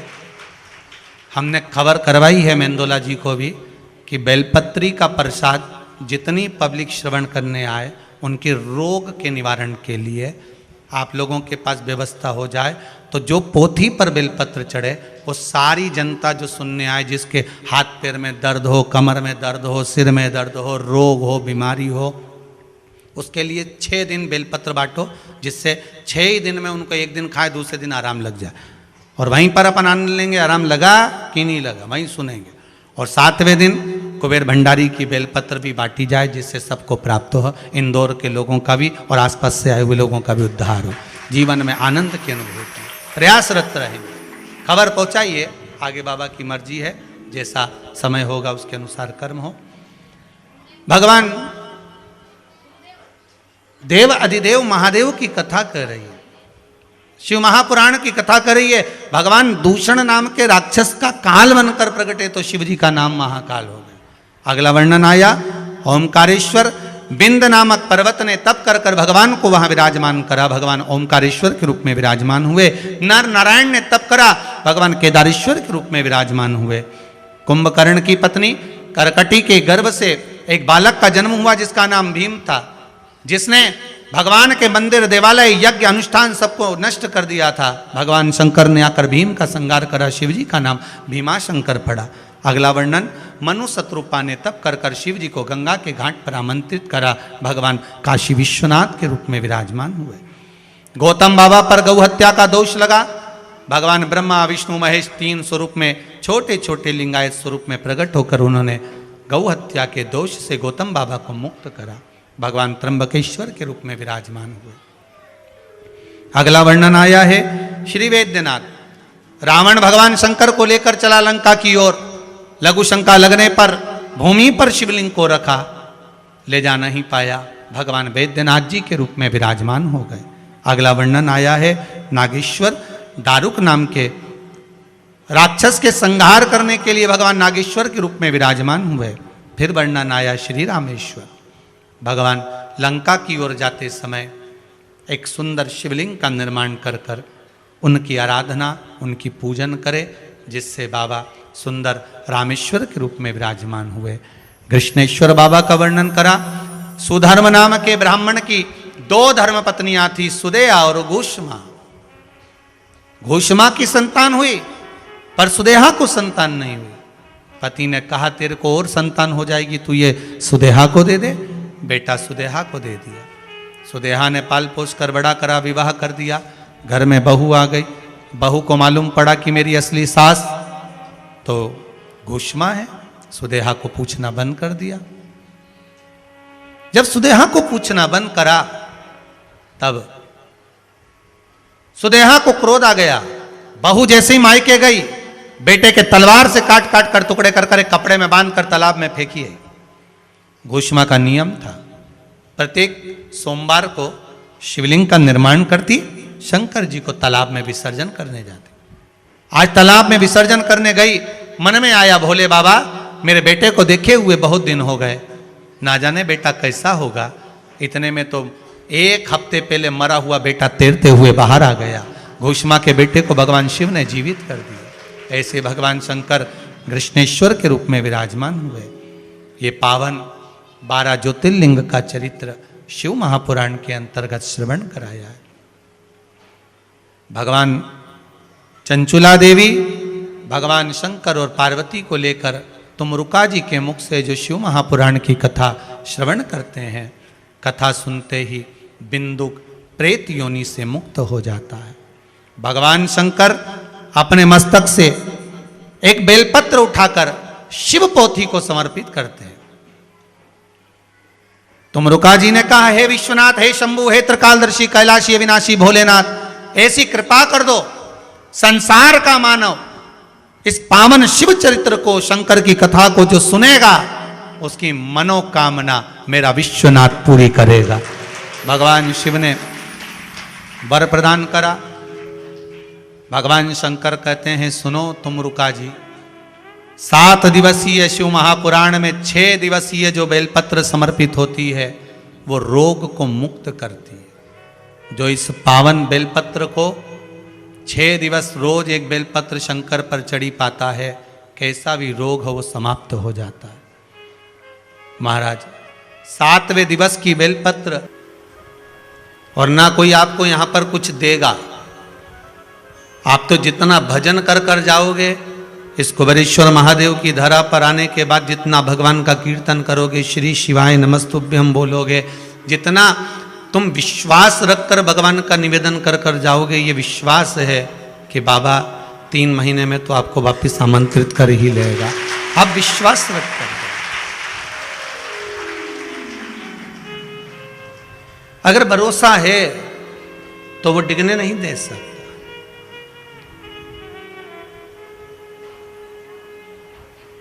7 दिवसीय शिव महापुराण की कथा कार्तिक महत्तम में चल रही है। पहले भी कहा, हमें बरसाती मेंढक नहीं बनना। बरसात का जो मेंढक होता है ना, बरसाती जो मेंढक होता है वो केवल बरसात में ही नजर आता है, उसके सिवाय कभी दिखता नहीं। बरसाती मेंढक केवल बरसात में नजर आएगा। कई भगवान के भक्त ऐसे हैं जो बरसाती मेंढक की तरह है। सावन आया तो त्रिपुण मृपुण लगा के मैं तो 1 महीना भगवान शंकर की इतनी आराधना करूं कि मेरे बराबर कोई नहीं कर सकता। न 1000 बेलपत्र, न कमल का फूल, न ये न वो। मैं भगवान को पूर्ण तरह से रिझा लूंगा और भगवान को राजी कर लूंगा। ये तो उसमें का हाल हो गया कि साल भर में एक बार श्रावण का महीना आता है तो ये भगवान की भक्ति में डूब जाता है। तो एक काम करो, साल भर में 1 महीना तुम भगवान की भक्ति करते हो तो साल भर में 1 महीना तुम खाओ, बाकी के 11 महीने बैठे रहो बिना खाए। या साल भर के 1 महीना तुम दिल से कमा लो, बाकी के 11 महीने बैठे रहो, हो सकता है। अगर साल भर का 1 महीना तुमने कमा भी लिया, शिव महापुराण की कथा कहती है जिस कुएं में, जिस बावड़ी में, जिस नदी में रोज पानी आता रहता है वहां का पानी भी स्वच्छ रहता है। जिसमें निरंतर धार बनी हुई है, थोड़ी थोड़ी जिर बनी हुई है, तो पानी उसमें लगातार आ रहा है। और पानी उसमें लगातार आ रहा है ना, तो उसमें इकट्ठा हो रहा है। तो उसमें से आप कितना ही पानी निकालते जाओ, उसमें पानी आता जाएगा, तुम्हारे निकालने में चलता जाएगा। भगवान से यह मत कहना कि तुम एक बार दे दो।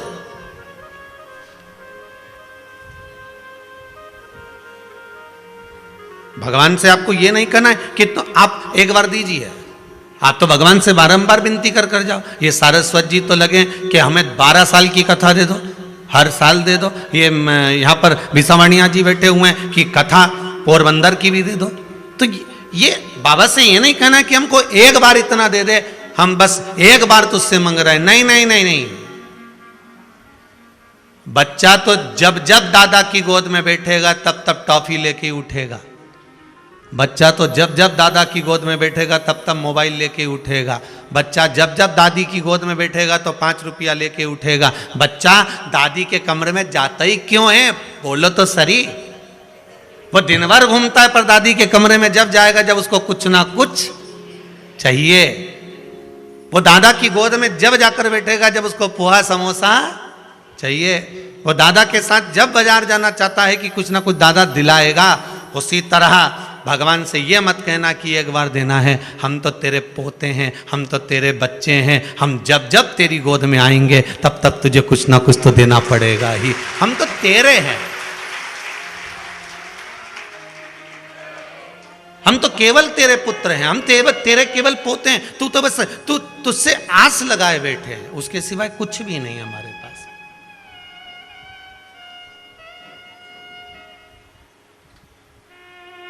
सावन में एक बार, साल भर में केवल 1 महीना तुमने खूब तिलक लगाया, खूब भगवान शंकर को जल चढ़ाया, खूब भगवान को रिझाया, और बाकी के महीने तुम ऐसे ही निकाल दो तो भगवान। और तुम तो लोगों से कहते फिरो सावन का महीना मेरा पति तो खूब पूजन करे, सावन का महीना हम दोनों पति पत्नी खूब भगवान की भक्ति करें, सावन का महीना हम तो पति पत्नी रोज मंदिर जाएं, सावन का महीना हम तो वो इतनी दूर मंदिर है ना वहां पर दोनों पति पत्नी पंडित जी के साथ बिठाएं गाड़ी पे और अभिषेक करने जाए। सावन का महीना में हम इतना बड़ा बड़ा शिवलिंग का निर्माण करें, पार्थिव शिवलिंग, और हम लोग पूजन करें। केवल सावन का महीना, बाकी का समय कहां गया?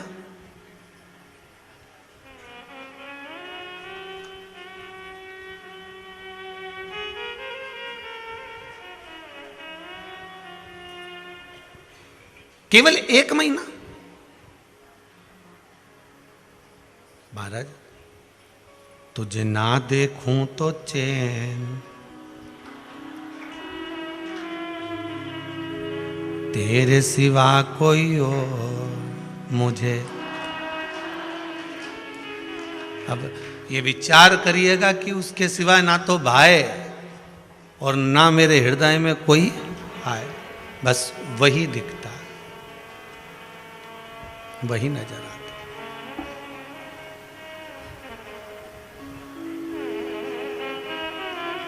जब से देखा तुझे डमरू वाले, दिल हमारा ठिकाने नहीं है।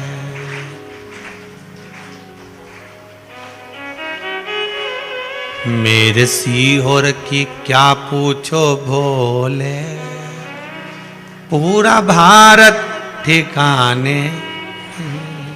मैं अपने सीहोर की कहूं कि सीहोर के लोग कथा सुन रहे होंगे, या इंदौर की कहूं कि इंदौर के लोग कथा सुन रहे होंगे, या भोपाल की कहूं कि भोपाल के लोग कथा सुन रहे होंगे, या कोटा, राजस्थान, जोधपुर, जयपुर, जहां जहां की आप बोलो वहां की कहूं कि वहां के लोग कथा सुन रहे होंगे। तो यहां तो शास्त्र कहता है कि मेरे सीहोर का ही नहीं, शिव महापुराण की कथा एक एक जनमानस में, एक एक बच्चे बच्चे में वो तत्व समा गया है कि श्री शिवाय नमस्तुभ्यम, ये हृदय में बैठ गया, ये चित्तवृत्ति में आ गया,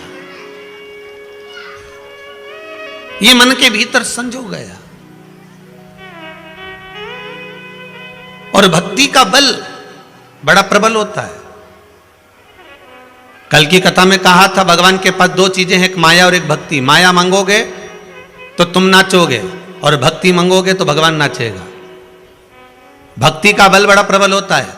यहां पर ना तो आपको कोई ये कहा जाता है कि आप इतना दान करो, या आपसे ये नहीं कहा जाता कि आप मंदिर में जाकर ये दे देना, या हमारे पास लाकर ये दे देना, या आप सारी दुनिया भर की दौलत हमको लाकर दे देना। यहाँ से तो एक ही बात कही जाती है कि जो शंकर की कथा में बताया गया है, शंकर जी को जो समर्पित करने का भाव कहा गया है, बस वो आप समर्पित करते जाओ। शंकर को आप अपना भाव, अपना दिल, अपना हृदय, अपनी चित्त, अपनी वृत्ति शिव को दे दो।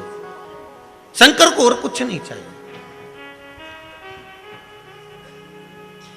मनुष्य का अपना अहंकार होता है जो शंकर को दे देना चाहिए।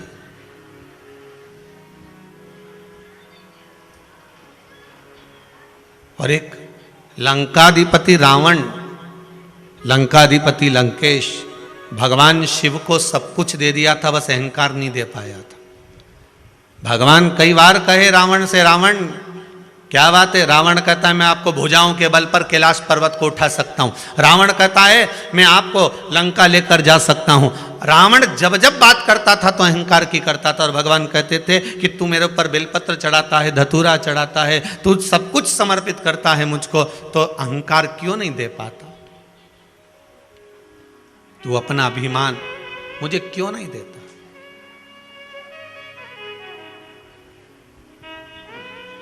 और जिस दिन तूने अपना अभिमान मुझको दे दिया ना, जिस दिन तूने अपनी अभिमतता मुझे प्रदान कर दी ना, भगवान शिव कहते हैं उस दिन फिर तुझे कुछ देने के लिए मुझे कुछ कहूंगा ही नहीं कि तू मुझे बेलपत्री दे कि 1 लोटा पानी दे।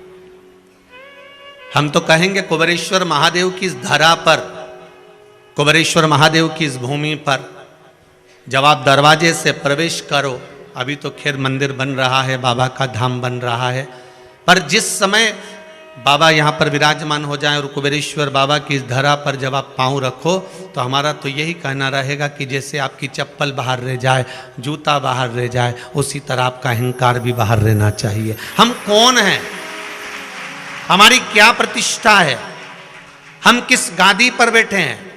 हमारा अहम क्या कह रहा है? वो नहीं होना चाहिए।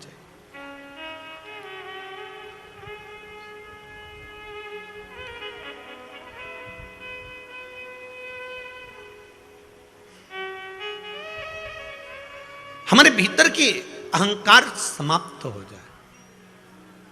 हम जब शंकर का गुणगान करें, हम जब शिव का भजन करें, हम सब शंकर का स्मरण करें, हम जब शिव भक्ति में डूबे हुए हों, तब हमारे भीतर से अहंकार चला गया। ये इतने पत्र जो पढ़े हैं वो ये हैं, जो अभी नहीं पढ़े वो ये रखें।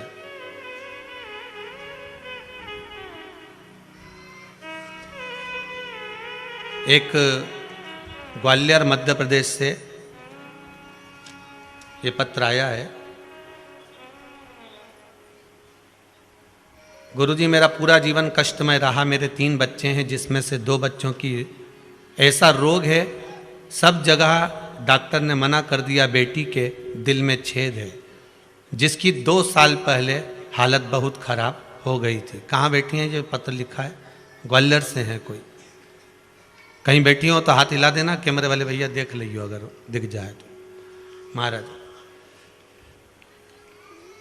बैठी हैं, दिख रही हैं क्या? अच्छा, उधर है, ठीक है। आपने लिखा है, भोलेनाथ की मेरे 2 साल पहले हालत बहुत खराब हो गई थी, बिस्तर से उठ भी नहीं पाती थी। वह भोलेनाथ की भक्त है और प्रदोष व्रत करती है। आज वह पूरी तरह से स्वस्थ है और बाबा की कृपा से बाबा को धन्यवाद देने आई है। आप ही ने लिखा है। माइक जाएगा क्या माता? देखिए, शीघ्र पहुंचाइए। ग्वालियर मध्य प्रदेश से हैं। नीचे एक भजन की लाइन भी लिखी है। समझदार तो बहुत है। मैंने सारे सहारे छोड़ दिए, बस तेरा सहारा। आती है लाइन आपको? जरा बोलिए तो जरा। मैंने सारे सहारे छोड़ दिए, बस तेरा सहारा। मेरी नाव किनारे लगे ना लगे, मेरी नाव किनारे लगे ना लगे, तेरे दर का किनारा। रोइए मती, अपने मुख से कहिए बाबा ने क्या कृपा करी है। माइक पहुंच गया। गुरुदेव श्री शिवाय नमस्तुभ्यम। श्री शिवाय नमस्तुभ्यम। बहन रोइए मत, ये पहले बोलिए। जिस दिन से मेरी शादी हुई है, मेरा पूरा जीवन कष्ट में था गुरुवर। मेरे 3 बच्चे हैं, जिसमें से 2 बच्चों को ऐसा रोग है, डॉक्टर ने कह दिया इसका कोई इलाज नहीं है। मेरी एक बेटी को दिल में छेद है, 32 साल की है जी। 2 साल पहले वो बिस्तर से बिल्कुल उठ नहीं पाती थी जी। वो भोले बाबा की परम भक्त प्रदोष व्रत करती है जी। डेली बेलपत्री खाती है, भोले बाबा के मंदिर जाती है और जल पीती है जी। बाबा की कृपा से आज वो सब जगह आ जा सकती है और एक्टिवा भी चला लेती है जी। पूरे शहर के लोग रिश्तेदार आश्चर्य में है कि ये कैसे हुआ। बस बाबा ने कर दिया, उनको बोल दो। मैंने कहा सब बाबा का चमत्कार है जी। बैठ जाइए। मेरा एक बेटा है, मैं परसों कल आपसे मिली थी बाबा, उसकी आंखों की रोशनी धीरे धीरे कम होती जा रही है। सब जगह दिखाया, डॉक्टर ने कह दिया इसका कोई इलाज नहीं है, आगे चल के दिखना बंद हो जाएगा। अब बाबा कृपा करेगा, उसके लिए भी आप आए हैं तो बाबा कृपा करेगा। बैठिए। बेटी के धन्यवाद करने और बेटे को लेकर पूरे विश्वास से आई हूँ, बेटी को ठीक हुई जैसे मेरा बेटा भी ठीक होगा बाबा। जय जय जय। श्री शिवाय नमस्ते। श्री शिवाय नमस्ते। जब बाबा ने इतना कर दिया है, बिस्तर से उठा दिया है, बाबा कृपा करेगा। बैठो बैठो। मैंने सारे सहारे छोड़ दिए, बस तेरा सहारा बाकी है। मेरी नाव किनारे लगे ना लगे, मेरी नाव किनारे लगे ना लगे, तेरे दर का किनारा बाकी है। तेरे दर का किनारा। बाकी है। एक सीमा सोनी आई है भोपाल से। महाराज इन्होंने लिखा है, आप ही हैं, आपने लिखा है इस छोटे से पत्र में कि कष्ट बहुत था शरीर में, पर सिर का माइग्रेन मेरा बाबा ने हमेशा के लिए ठीक कर दिया। आराम लग गया आपको? बस बाबा की कृपा हो। बैठिए। बहुत पत्र हैं, सुनते रहेंगे, पढ़ते रहेंगे, बाबा का भजन करते रहेंगे। स्मरण हमारा शिव से रहे। हम जितना कर सकते हैं बाबा का भजन करो, स्मरण करो, शंभू की भक्ति में डूब जाओ। साल में केवल एक बार हमें शंकर को याद नहीं करना है। वर्ष में हमें केवल एक बार शिव जी का स्मरण नहीं करना है कि हमने केवल साल भर में एक बार सावन के महीने में शंकर भगवान को याद कर लिया। हमने सावन के महीने में केवल एक बार शंकर जी की भक्ति धारण कर ली। जिन जिन ने सावन के महीने में शिवरात्रि के दिन शंकर भगवान का अभिषेक करा है, आपने भी करा होगा जितने लोग कथा श्रवण कर रहे हैं। जिनने अभिषेक करा है, हृदय पर हाथ रखकर बोलना क्या बाबा ने तुम्हारी नहीं सुनी है? थोड़ा सुना पर सुना जरूर है उसने।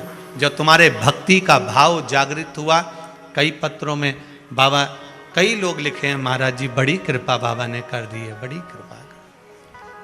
उसकी एक लोटा पानी, एक लोटा जल, जरा सा धतूरा, जरा सी बेलपत्र, जरा सा हम शंकर को अगर रिझा रहे हैं, किसी भाव से रिझा रहे हैं, भगवान उसको रिझ जाता, भगवान उससे प्राप्त हो जाता। बस उसको पहचानने का एक तरीका हमारे भीतर आना चाहिए। हमें जनमानस को प्रसन्न करने के लिए, जनता को प्रसन्न करने के लिए या संसार को प्रसन्न करने के लिए भगवान को नहीं रिझाना। हमें भगवान को, जनता को प्रसन्न करने के लिए नहीं रिझाना।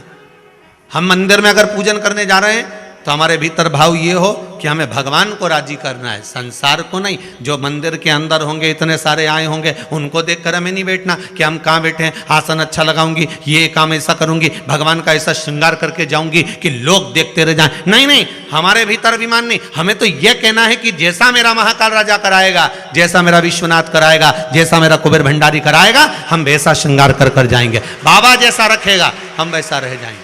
हमें उसमें दिखावा नहीं चाहिए, हम दिखावे से वंचित रहे।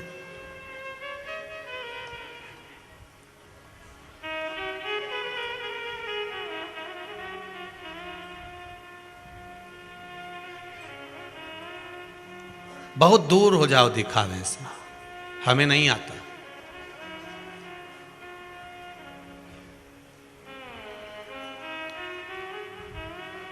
हम तो केवल एक बात जानते हैं कि भगवान की भक्ति धारण करो। हमें पहचान करना भी नहीं आता दिखावे का।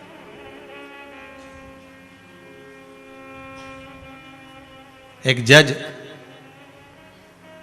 कुर्सी पर बैठा था, दो मुजरिम कटघरे में खड़े थे। जज ने पहले मुजरिम से पूछा,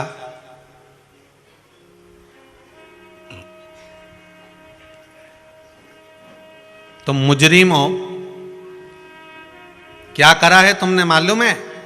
जी सर, मैं कंकर को तालाब में फेंक रहा था।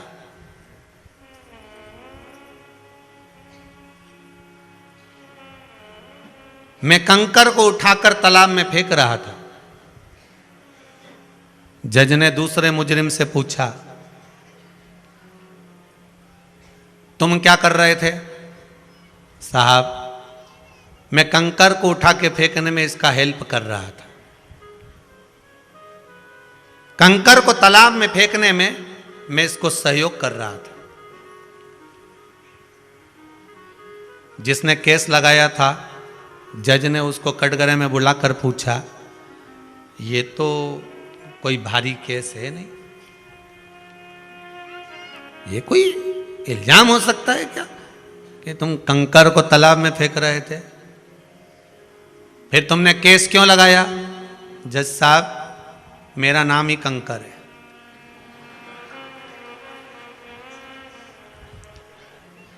जज साहब, मेरा नाम ही कंकर है, ये दोनों उठाकर मुझे तालाब में फेंक रहे थे। नहीं समझ पाए। जज तो सोचे कंकर होगा, फेंक रहे हो। उनको क्या मालूम था कि यह खुद ही कंकर है। हम भी नहीं समझ पाते भगवान की धारणा। भगवान ने अगर हमारा एक काम नहीं करा ना, तो हम जगत में कह देते हैं हमने तो व्रत करा था, भगवान ने हमारी नहीं सुनी। हमने तो यह करा था, भगवान ने हमारी नहीं सुनी। हमने वो किया था, भगवान ने हमारी नहीं सुनी। अगर हमारा कोई काम नहीं हुआ तो हम ये सोचते हैं, पर उसमें हम कभी ये विचार करें कि बाबा ने हमारा काम क्यों रोका, किस लिए रोका, किस कारण से नहीं हुआ। हो सकता है कि बाबा चाह रहे हों कि अभी तेरी जो घड़ी है, समय है, पल है, ये ठीक नहीं है, थोड़ा और भगवान की भक्ति में लग जा, थोड़ा और लग जा।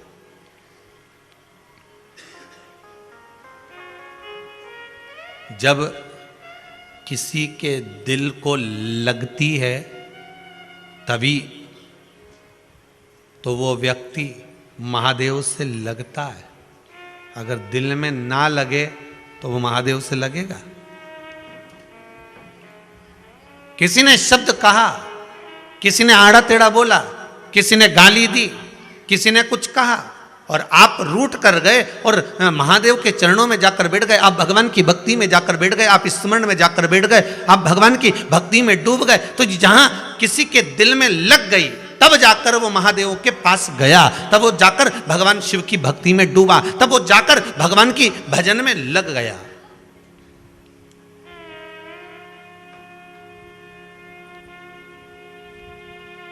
और अविरल भक्ति को धारण कर रहा है।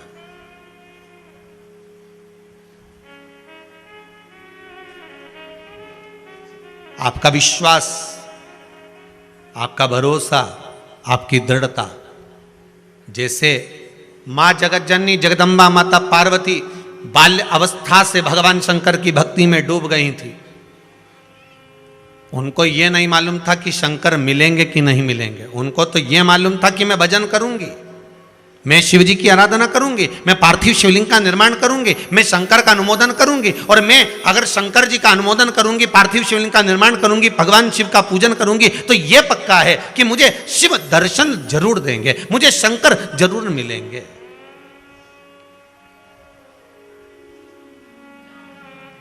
अगर हम आए हैं भगवान के भजन में, अगर डूबने के लिए आए तो क्यों ना मिलेगा साहब, क्यों ना मिले।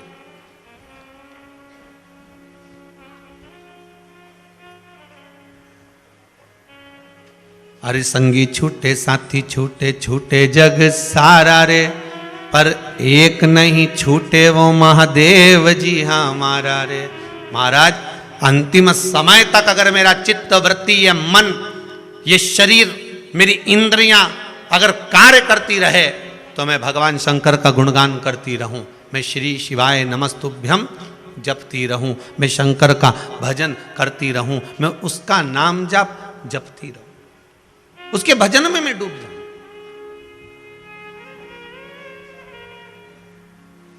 पार्वती मैया को मालूम नहीं था कि शंकर मिलेंगे कि नहीं मिलेंगे, पर इतना जरूर है कि अगर मैं शंकर की आराधना करूंगी, फिर वही वाली बात आ गई, एक जगह कुआं खोदे जाओ, खोदे जाओ, खोदे जाओ, खोदे जाओ, 10 जगह मत खोदना, एक जगह खोदे जाओ, पानी तो निकलेगा, भले थोड़ा निकले पर निकलेगा।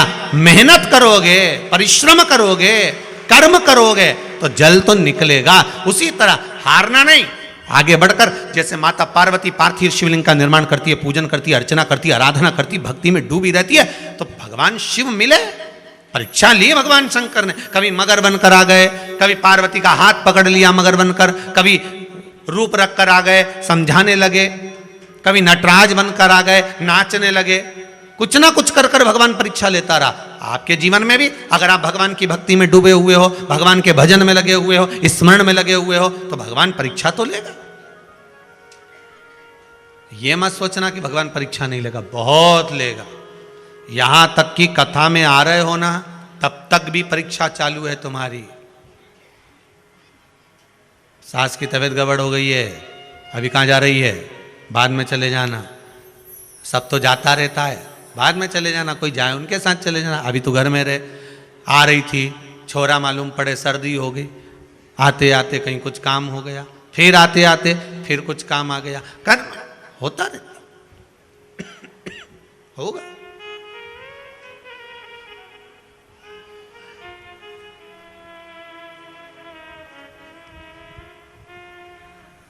धोबी जब कपड़ों को धोने के लिए घाट पर ले जाता है ना, और मालूम है कपड़ा में साफ हो जाएगा, उससे पहले धोबी उस कपड़े को एक बड़ी सी टंकी में, एक बड़े से बर्तन में, साबुन में, उसको सर्फ में उसको गला देता, पड़े रहे, और बीच बीच में आकर उसको पछीटता भी है, वही भगोने में, वही बर्तन में, वही टंकी में।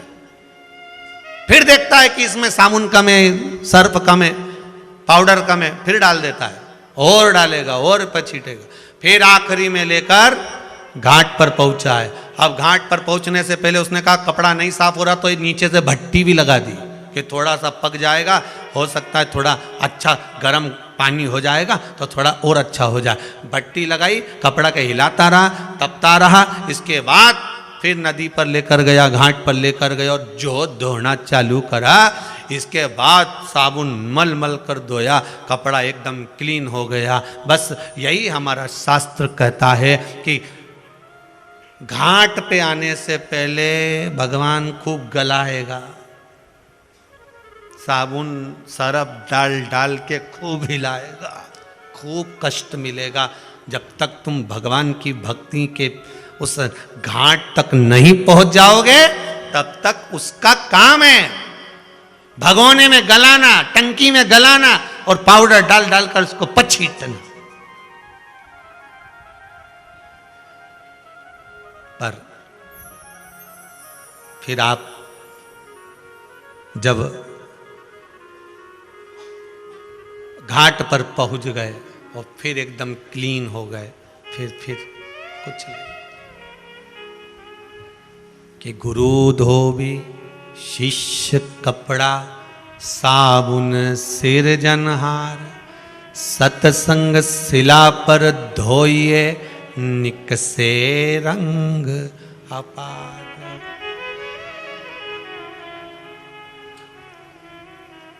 फिर वो धोए, ऐसी रंगोरे गुरुदेव चुनर मेरी, ऐसी रंगो गुरुदेव।